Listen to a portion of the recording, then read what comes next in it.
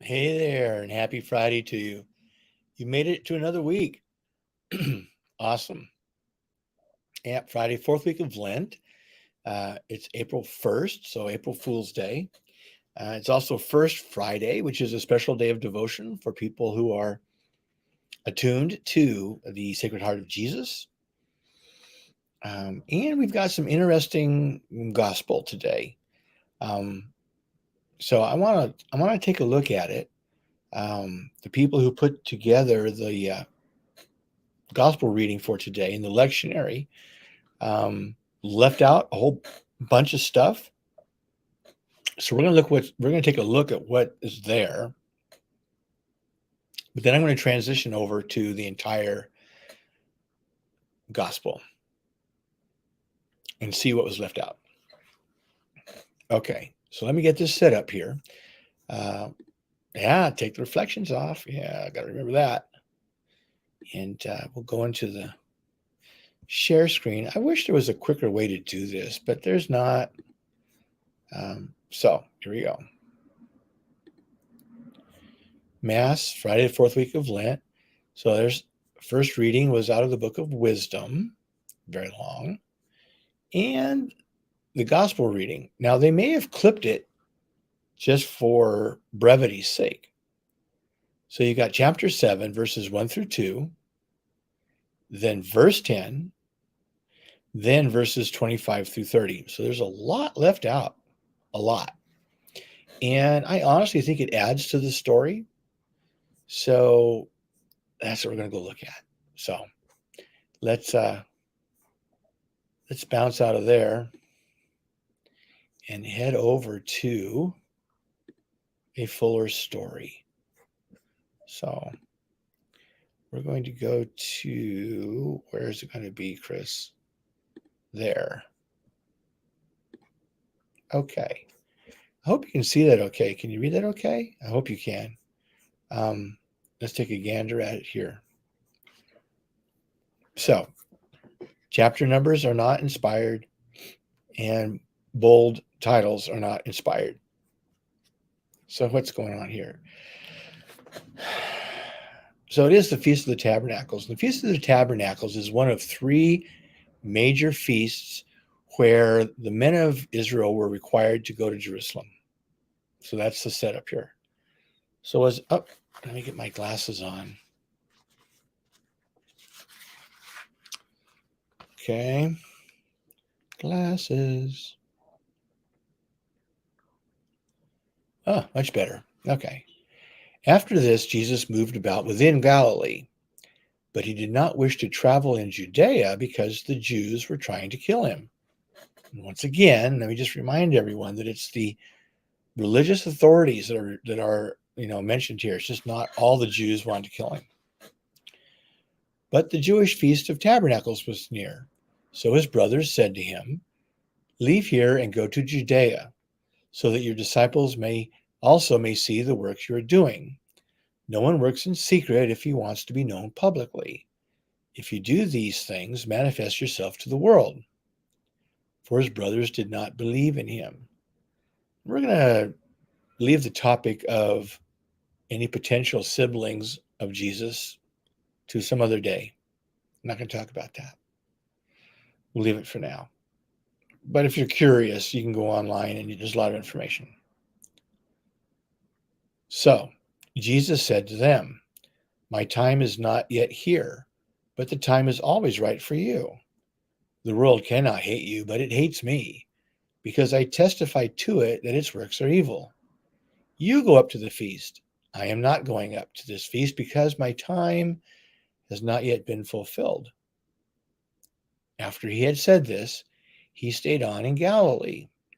So basically, look, the religious authorities are after me because of who I am, what I stand for, what I say, what I do, but they're not after you, so go ahead and go. You should be perfectly safe. All right. So Jesus is going to stay home because he wants to play things safe. But when his brothers had gone up to the feast, he himself also went up, not openly, but, as it were, in secret. The Jews were looking for him at the feast and saying, "Where is he?" And there was considerable murmuring about him in the crowds. Some said, "He is a good man," while others said, "No, on the contrary, he misleads the crowd." Still, no one spoke openly about him because they were afraid of the Jews. This is getting near, uh, after he's done a lot of miracles and all kinds of stuff. The word is spreading about him. People have heard of him. And now you've got people from all over coming to Jerusalem, and he is the talk of the town. If they had water coolers, I'm sure that's who they'd be talking about. Okay. When the feast was already half over, so the Feast of Tabernacles or the Feast of Booths or Sukkot, it's a week long, lasts for a week. So when the feast was already half over, Jesus went up into the temple area and began to teach. The Jews were amazed and said, "How does he know Scripture without having studied?" Jesus answered them and said, "My teaching is not my own, but is from the one who sent me. Whoever chooses to do his will shall know whether my teaching is from God or whether I speak on my own. Whoever speaks on his own seeks his own glory, but whoever seeks the glory of the one who sent him is truthful, and there is no wrong in him. Did not Moses give you the law? Yet none of you keeps the law.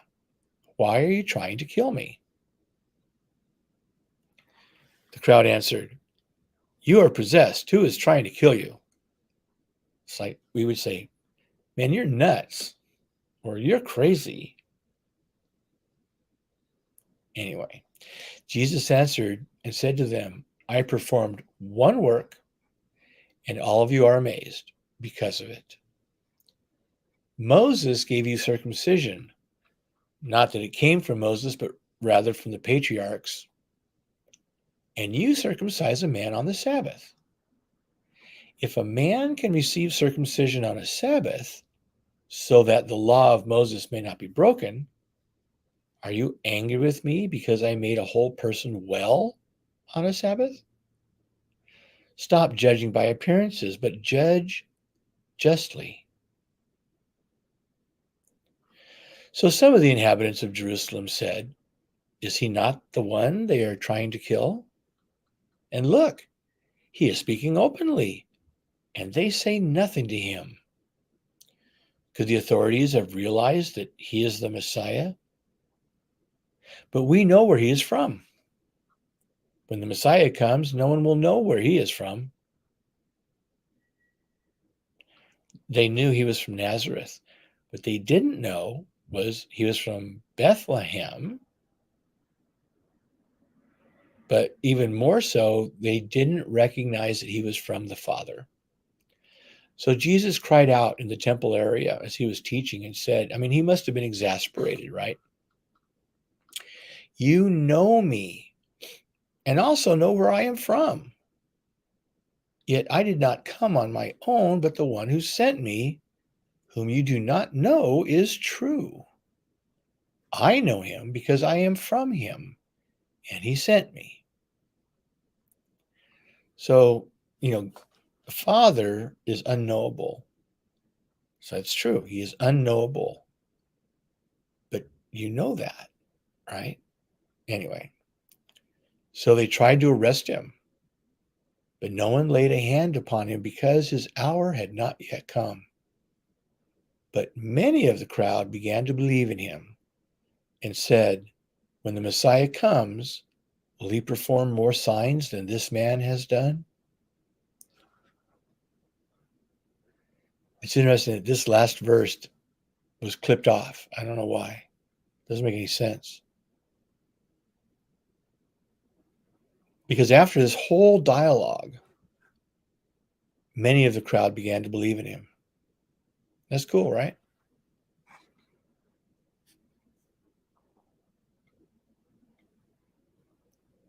So what's it trying to say here? What's this trying to say? Bunch of things, a bunch of things.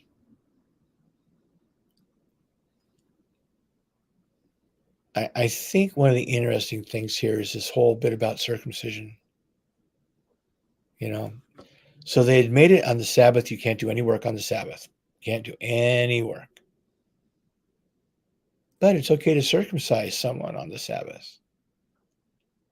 Is that not work? So there was an incongruity there. Remember we talked about congruency and integrity and yeah. So that's what he's talking about. He's like, this is ridiculous. Stop judging by appearances, but judge justly. And they're still wrestling with who he is. And they think they know who he is, but they don't. Because they're judging by appearances, but judge justly. You know who else judged by appearances?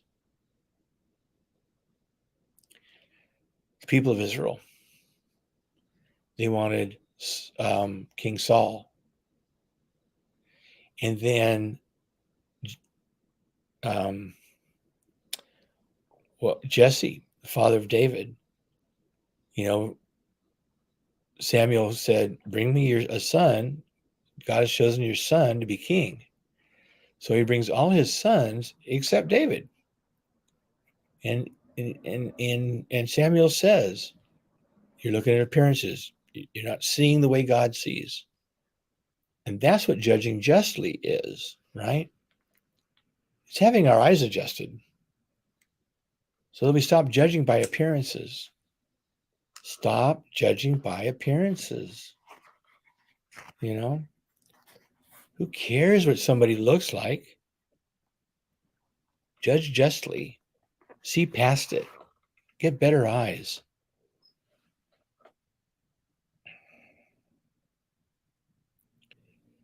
I continually